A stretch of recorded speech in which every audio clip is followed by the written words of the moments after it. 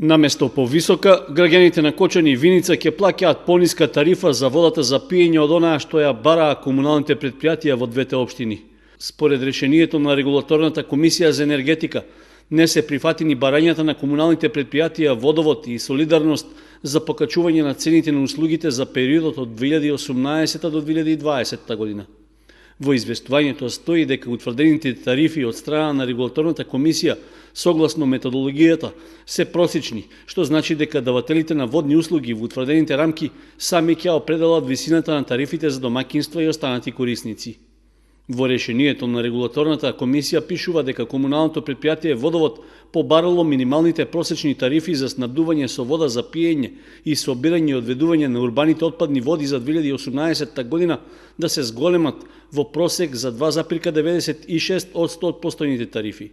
Комисијата пак одлучила минималните просечни одобрени тарифи за овие две водни услуги да се намалат за 24,24% во однос на постојното ниво.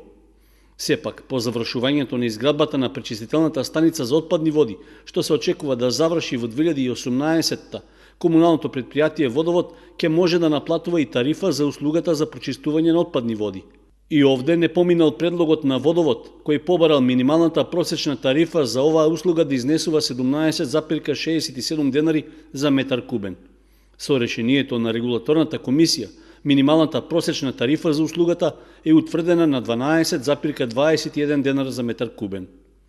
Кај комуналното претпријатие Солидарност од Виница пак, минималните просечни тарифи за снабдување со вода за пиење и за собирање и одведување на урбаните отпадни води во 2018 година биле поголеми во просек за 30,38% од постојните тарифи. Со решението на регулаторна, минималните просечни одобрени тарифи за двете услуги се намалуваат за 1,28% во однос на постојните.